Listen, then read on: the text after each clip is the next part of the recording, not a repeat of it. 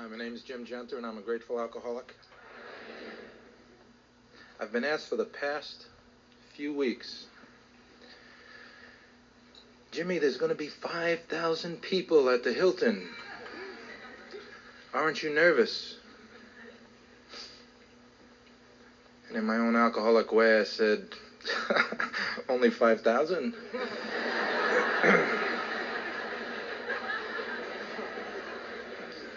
But to those people, I must promptly admit that I wasn't nervous when they were asking me the question. But as it gets closer, it's so great just looking out at everyone. We all look so clean.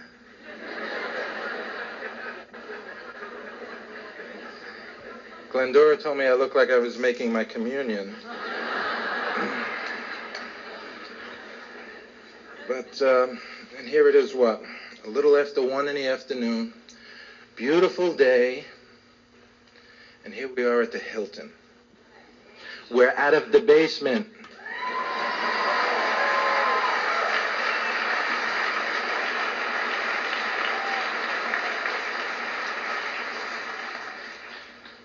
So where would you be if you weren't in AA? We don't have the time to go one by one. Some of us would be getting up around now. Some of us would be getting in.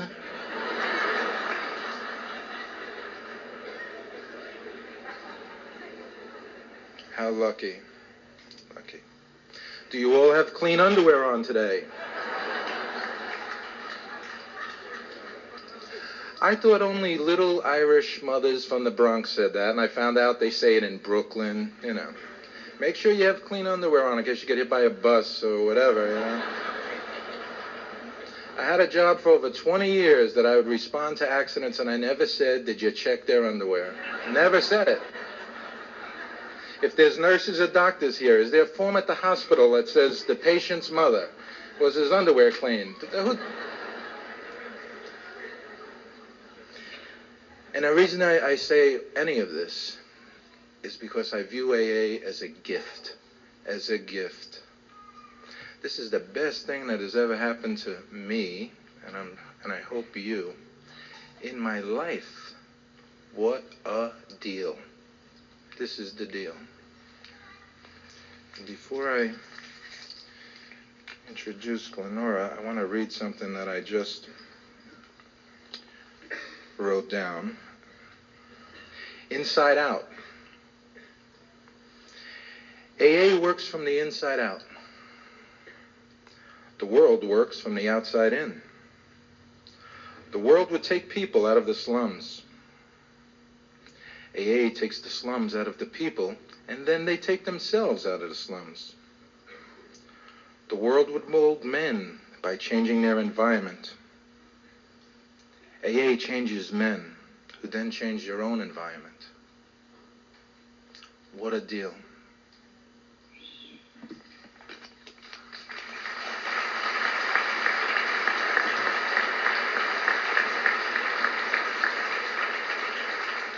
So if you're new or if you're not, just sit back and relax and take it easy.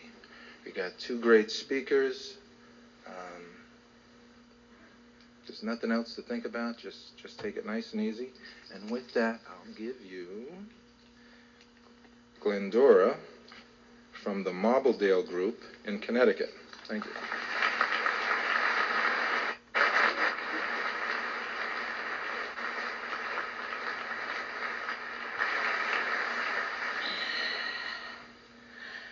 Oh, boy. I'm an alcoholic, and my name is Glendora Donaldson. And I became sweetly reasonable as only the dying can be on September 2nd, 1963.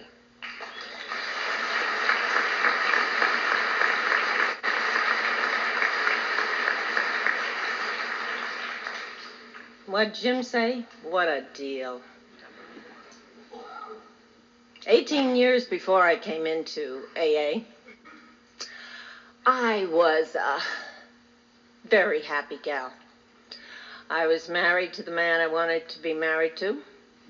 I had a wonderful little baby girl, and I was getting started in the modeling and television business.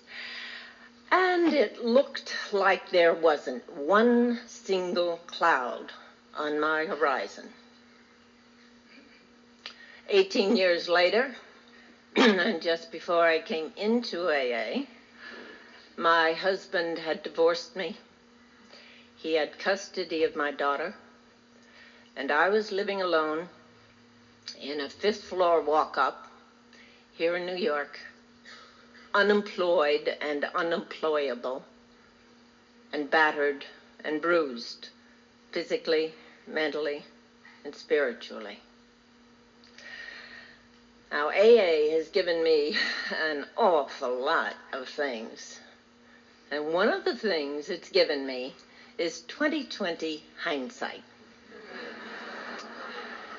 So I can look back on those years that I walked the road of alcoholism, and I see it in three fairly distinct stages.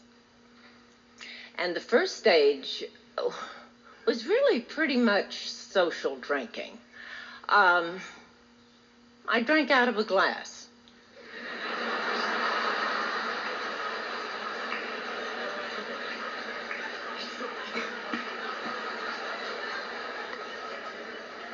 And I absolutely loved the stuff.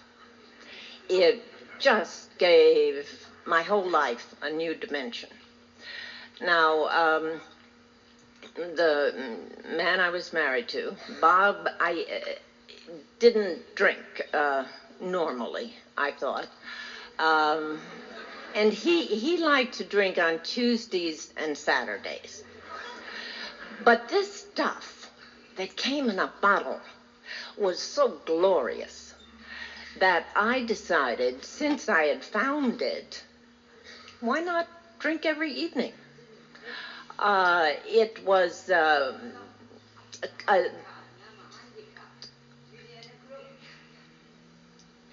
it was one of my more brilliant decisions that I made. I made it thinking that I would drink sherry as my between drinks drink, because I felt that it was very ladylike, and he wouldn't object, and they wouldn't object, and I thought it was pretty much okay. However, this sherry I drank alone, and it was tremendously important to me. I know today that it was the first signpost on the road to alcoholism. Now, in the second stage, we moved to the suburbs. We bought a house in Westchester, and since I was still working, I became a commuter.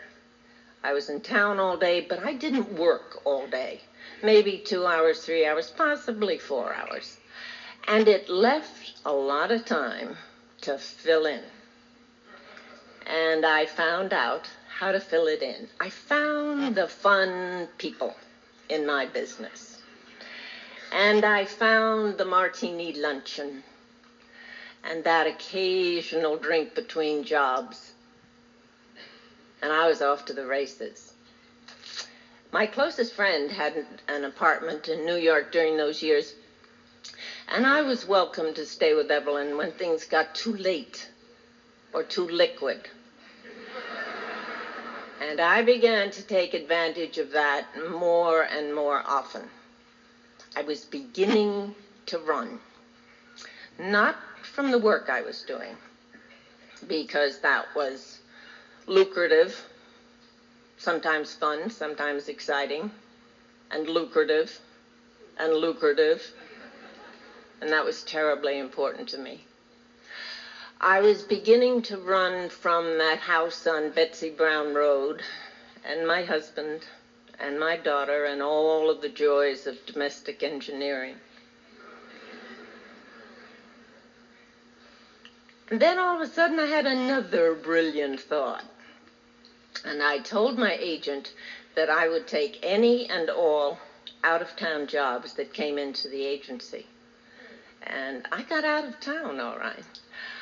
I went to Japan twice, and Hong Kong, and Beirut, and Rome, and Paris, Los Angeles, New Orleans, Newark. I didn't care where it was, as long as it was away.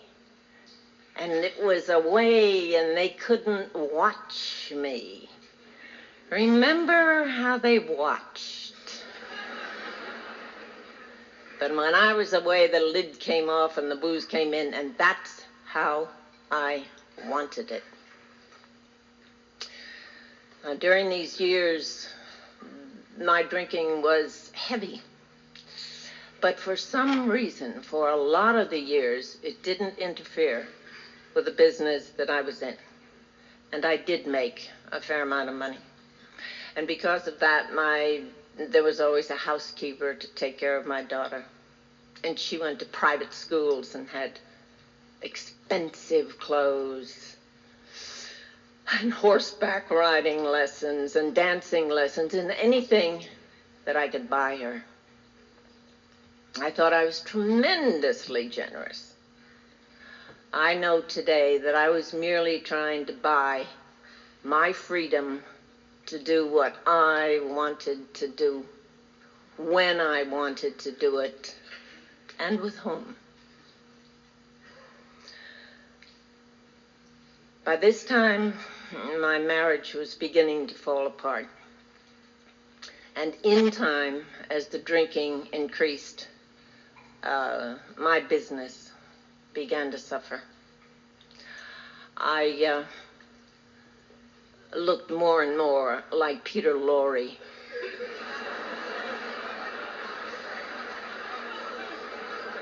And if there were any photographers in New York who wanted Peter Lorre, they got Peter Lorre. There were an awful lot of signposts on my way now.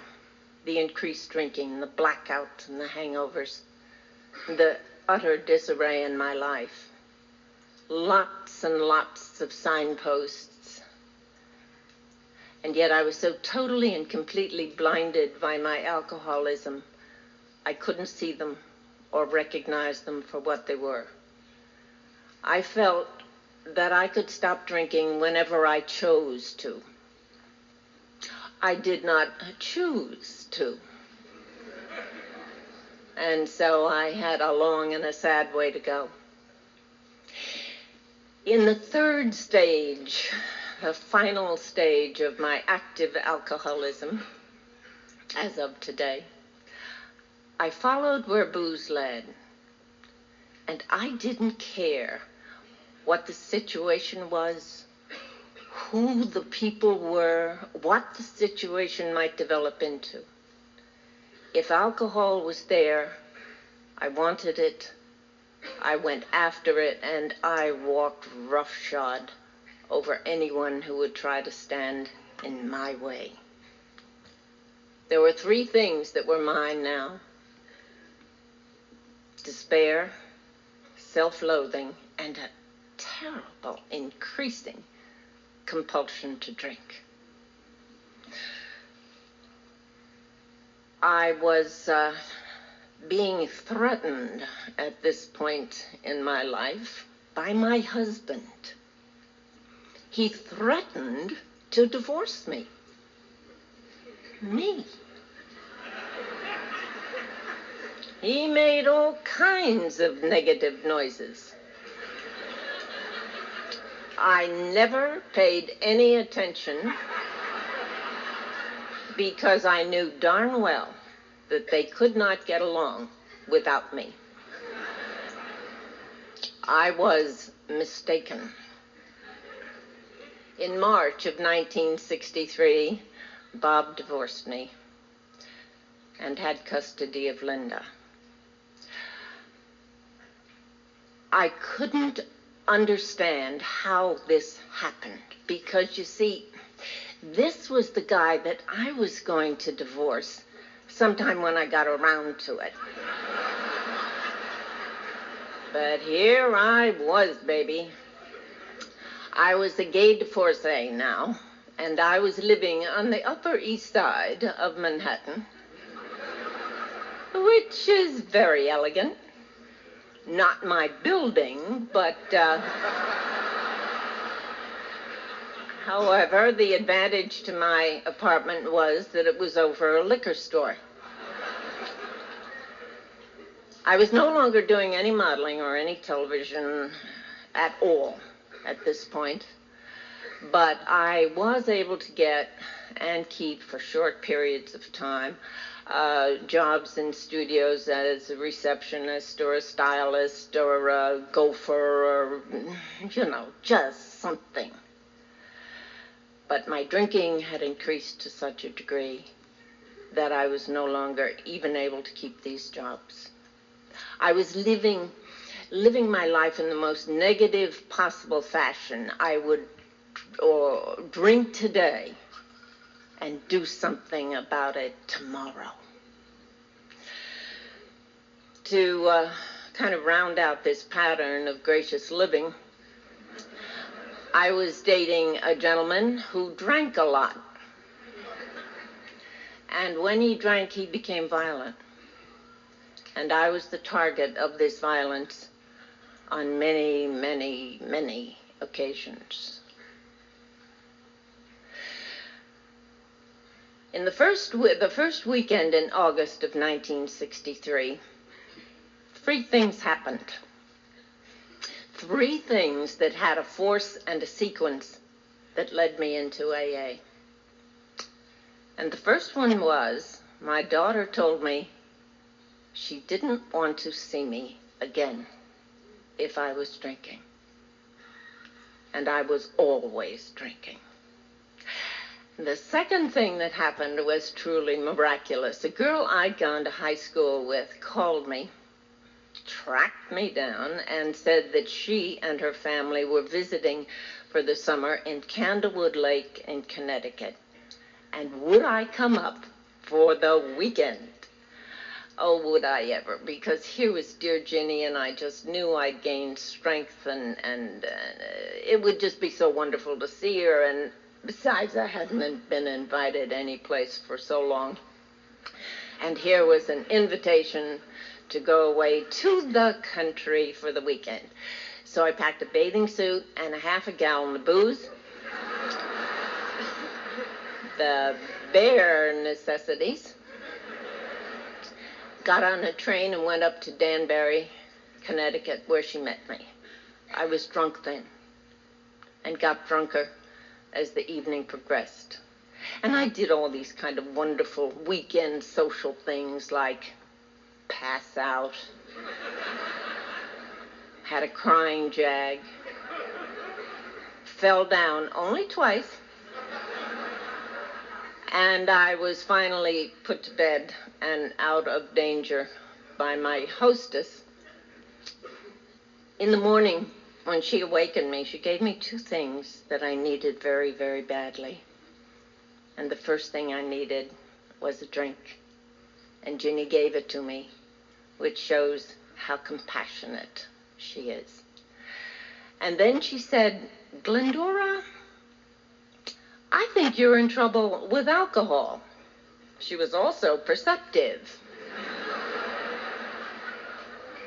And she said, I don't know if you're going to ask for help now, but the time is going to come when you'll need it.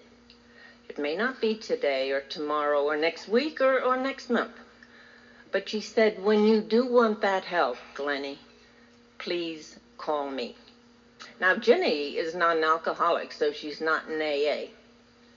But she knew one person who was in AA, and she had seen the miracle happen. I went back to New York on that Sunday afternoon because I had a dinner date with my aforementioned violent friend. An argument developed and a fight ensued, and I wound up with a shiner.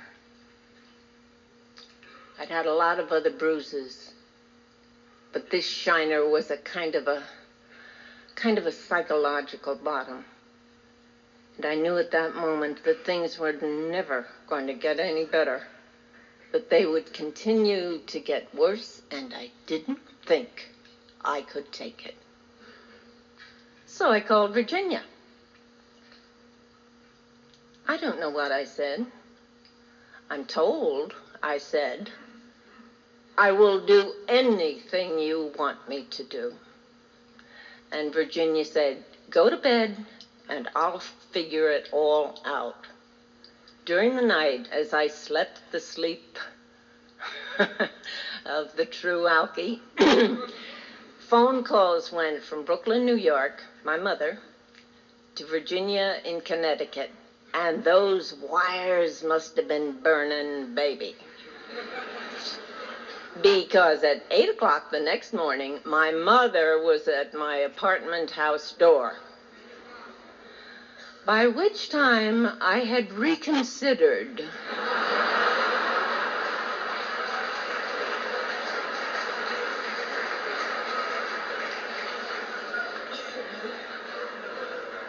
You know that one. But I had two strong ladies that loved me dearly, my mother at my side and Virginia in Connecticut, who said, hey, if you don't like where we're going, you can turn right around and come back. Oh, that smart one. So I was then on my way to High Watch Farm in Kent. And by the time I got there, I was so delighted. It was in the country. You have to be born in Brooklyn, New York to love the country like I did, right? And here were these people, and there was none of this, and there was an ease, and there was a warmth, and there was a smiling, and there were trees. And I was offered the place to sleep, and I knew I was going to be fed. And I was so grateful to be there. I was also offered the opportunity to begin to learn something about the disease of alcoholism and something about myself. And in essence, I rejected that. I was there for 2 weeks in the country to get my eye all better, a little strength and a little health, so that I could go back into Tigerland and beat 'em up. So I put makeup on my shiner, and I started to look around for the fun people on the hill. I'd always looked around for the fun people, and I'd always found them. And this time, I found 3 other fun people, and we went skipping through those Berkshire hills, and I had a glorious, glorious holiday. What's a summer vacation without a summer romance, right? So I fell in love. And here was this absolutely enchanting Scotsman who was so funny and so cute. And you know, when you're really down, there ain't nothing like a new romance. There wasn't a drink invented that can beat the new romance.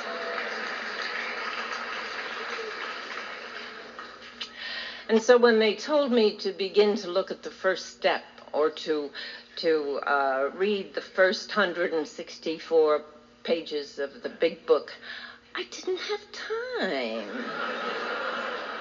I was too busy taking the 13th step.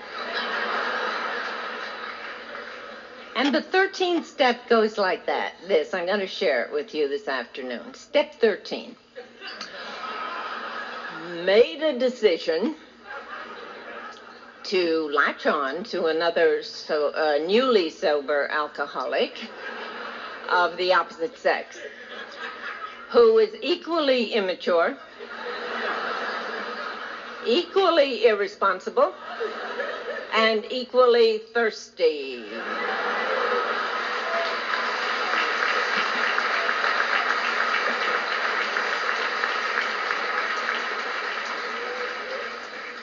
And this step I took to perfection. Now, before I left Highwatch, I was called into the front office. Kay and Wes were managing the farm at that time, and I was told in no uncertain terms that it would be foolhardy for me to meet Scotty M. back in New York City because the relationship that had begun to develop could prove dangerous. And I thought, these dear, sweet, committed people are hill happy. They have no conception of what goes on in the real world, or that love indeed makes it go round. So of course Scotty and I met back in New York City. We were going to help each other stay sober. An odd thing happened. Within about 72 hours, we were both drunk. And it wasn't premeditated, really. Now, there was alcohol in my apartment. I had not gotten rid of it, as I'd been told to at Highwatch. It was there. And Scotty said, what do you really like when you drink? And I told him I was a living doll. And I loved to sing and I loved to dance. I had a marvelous time when I drank. And he allowed as how that was pretty much the way it was with him. As a matter of fact, he said there were about 24 Scottish ballads he wanted to sing to me. And I couldn't resist it. And then I remembered something about the fact that at Highwatch they had said, never again will you drink socially. And we talked about it. And we decided that we could drink socially. And we did. We drank socially for damn near an hour and a half.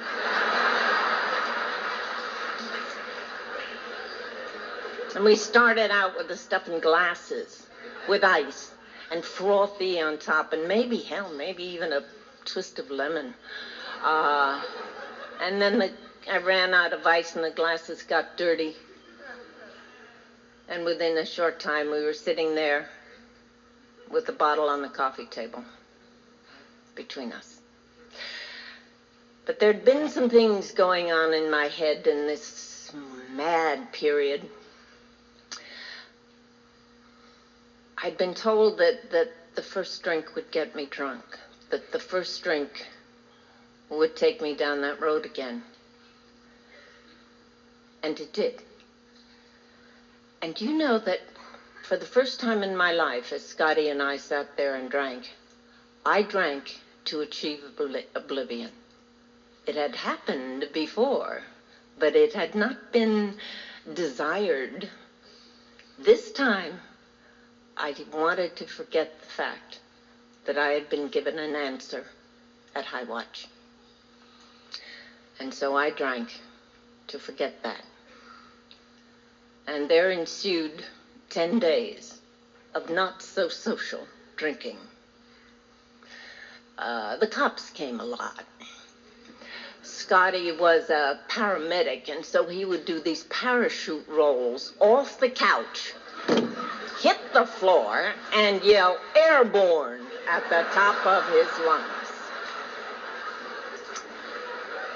And the girls in the apartment below would say, oh my God, what's going on now? They would call the local fuzz, and the police would come up, and it was a busy place. My mother arrived very often. She had a key, and as she'd come in, Scotty would be reading the 24-hour book upside down. It's so wonderful to talk about it now and be able to laugh, but I can assure you it was an agony and it was chaos as it happened. And I am reminded that someone once said that humor is chaos remembered in times of serenity. At the end of 10 days, I was rescued or kidnapped. I thought at the time I was kidnapped, but I know today I was rescued by my mother and my daughter and some of the boys in blue who knew me well. And I was returned to High Watch Farm. I think I had a little ticket on me that day. It didn't say this, but it did say, merchandise damaged in transit. And there had been damage, but there had been enlightenment too. Because now I knew that everything they had said to me was true. And nothing had changed. They were still saying, don't drink and go to meetings. And they were still saying, read the first 164 pages. And still saying, look at the first step. And one of the women who was on the staff at that time took one look at me and said, I knew you'd be back. I didn't even change your bed. And so when I say that nothing had changed, that is not quite accurate. I had changed.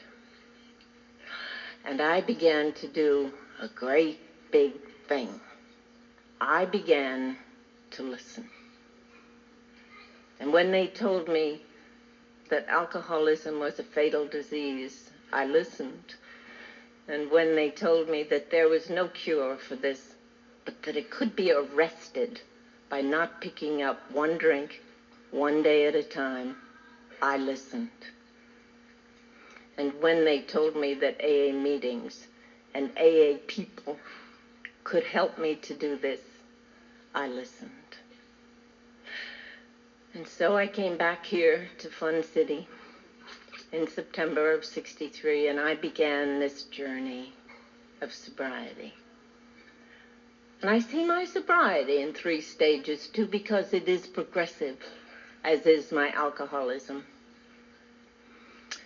And the first stage for me was this complete relief, release, surrender to the first step, when I admitted that I was powerless over alcohol and my life had become unmanageable. And I had the slogans and the serenity prayer and the meetings and the chocolate bar and the meetings and the telephone and the meetings and the meetings and the meetings. And these things sustained me in the first few fragile months of sobriety, and these things are still in my life today. In the second stage, I began to be aware of our 12 steps of recovery. I joined a group back in '63 called Park Madison, and I know it's still going. And in that year, I think there were only 2 groups in New York City who had step meetings. Would you believe it? And I joined that group.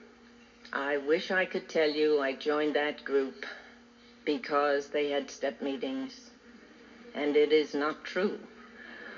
I joined that group because there were an awful lot of theater people, fashion people in the group, and I thought, my kind of folks.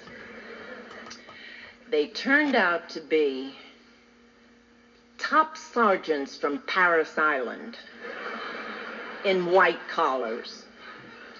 Tough beyond measure. Terrific beyond measure. And as a result of joining that group, I was exposed to the 12 steps of recovery from the very, very beginning. And I began to see how these 12 steps could be 12 steps on which to build a whole new life. I did what I was told to do in AA. I think for me it was the easier, softer way. When they told me to do something, I did it. And wow, did that work. I was told to get a sponsor, and I did. I was told to use her, and I did. I was told to get to a meeting every night, and they even told me which meetings. I could run it right down the whole week for you right now. They told me after I'd been sober 3 months that I was now privileged to go out and speak, and I said, no, thank you. And they let me say no, thank you twice. And then they said, it's time you begin to give back. And I began to speak. They made me speak once a month. Hit all over the place. Ronkonkoma, Newark, East New York, Staten Island, nothing in New York. Nothing, no big time. Out in the burbs. And, I hated it. I dreaded it for a while. Then I began to enjoy sharing, and they haven't been able to shut me up since. In the third stage, I began to believe. I came to believe. I came into Alcoholics Anonymous, and I said I was an agnostic. And an agnostic says, I will believe if you show me. And you showed me. I began to believe in you. I began to believe in the principles of Alcoholics Anonymous. And slowly, but very surely, I began to believe in a God of my understanding. And this gave me a new dimension to my life and enriched me beyond measure and made this journey so much more rewarding. I came into Alcoholics Anonymous unencumbered by material things. I was at an age where things should have been very secure, but they were not. And now I was at liberty again. And I was terrified. I couldn't even type. I wasn't about to go back into my the field I'd been in. They probably didn't want me anyway. But I had become gainfully employed. And I remember going to my group that knew everything, of course. And I'd say, what am I going to do? I can't even type, and I can't do this, and blah, blah, blah, blah, blah.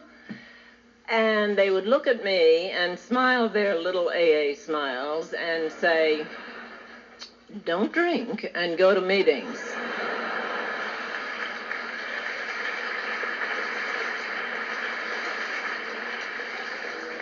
And I didn't drink, and I went to meetings. And an opportunity presented itself. A young man I'd gone to art school with had an art studio in New York City, and he asked me to come and work for him. The other thing that distressed me greatly was the fractured, not broken, but bent maybe, relationship with my daughter Linda. And again, I took this situation to the people at Park Madison and went through the moans and the groans and the what'll-I-do's, and they looked at me. And they smiled their little AA smiles. And they said, don't drink and go to meetings. And one day, Linda knew she had a sober mother. She was still living with her father. But you taught me to hold on with open hands. I could love without doing this. And Scotty, that I'd met at Hiawatha, he and I continued to walk out, as they say, during our first years of sobriety here in New York City. And we were married in 1969 at Hiawatha, where we had met, which was kind of sweet and tender, right? Maybe you shouldn't do that yet.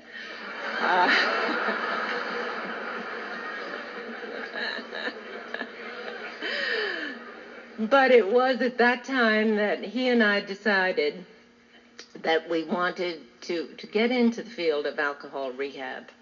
And so we left our pretty New York apartment, not the one over the liquor store, and our jobs. And frankly, I think we got out of town at exactly the right time, which was about 1970. And we worked at Hiawatha for a while. Then we were co-directors of a halfway house for alcoholic men in Waterbury, Connecticut. When that came to an end, we looked for and found a beautiful old house that was built in 1812 in New Milford, Connecticut. And it had a lot of bedrooms and a lot of pine trees and a lot of room. And we bought the house and opened it and called it the Second Chance. And we called it the Second Chance because Bill Wilson, in his writings, refers to Alcoholics Anonymous as a fellowship of the second chance. It's small by most comparisons. We could take 15 or 16 guests. And there are 5 doors in the house, and they all opened in to let in the still suffering alcoholic, where one could begin to breathe in and out at regular intervals. And Scotty and I could begin to share with them the miracle of sobriety in AA. And it was exciting and terrifying and marvelous all at once. And I really felt that this would go on forever. Who knows? And then life happened. And life is what happens to me when I am planning other things. And within the space of 15 or 20 minutes, I found out that my marriage, that I thought was really quite solid and wonderful, was nothing. Cotton candy, maybe. And as a result of this and kind of an ensuing gossip or scandal, we decided that we would have to close Second Chance, which we did. It had been open for 8 years. Closed Second Chance and then tried unsuccessfully to put the marriage back together. But the glue was gone, I guess. And we were divorced. And I was not entirely happy. It was kind of there was self-pity for the first time in my life. Tremendous self-pity. I was not suicidal, but I'm here to tell you this afternoon there were times when I was homicidal. But I had around me, I didn't just have a sponsor, I had a steering committee. And I had meetings again. All of the things, not meetings again, I've never stopped going to meetings, but the constant attention to my program and to the meetings and to the people who surrounded me. And I was at liberty once more without income. However, I did have a great big station wagon, and I had ladders, and I knew how to paint walls and hang wallpaper, and I became a house painter. I let everybody in AA knew that I was available, and this kind of thing sustained me in the first couple of years after the divorce. And it was great. It was great. Because there'd come a moment in time when I thought, hey, now wait a minute. How many people have the opportunity at this age, whatever that is, to start all over again? I had a perfectly clean slate, and I could start any game I wanted to. And you kept telling me that the only way I could louse up was to pick up a drink. And it is remarkable that I can stand here and say, of all the thoughts I had during those troubling times, picking up a drink was never one of them. And that's the miracle of this program. I began to work on a design line of desk accessories and wedding albums and frames and that kind of thing, which is now what I do. My accountant said I am tremendously successful creatively, not financially necessarily, but I haven't missed a meal, and I'm a very, very fortunate person. You know, I love sobriety from the moment I came into AA. I just love being sober. But I have to share this with you. There were moments when I would think, wouldn't it be ghastly if I went to these meetings for the rest of my life, didn't drink for the rest of my life, and I wasn't really an alcoholic?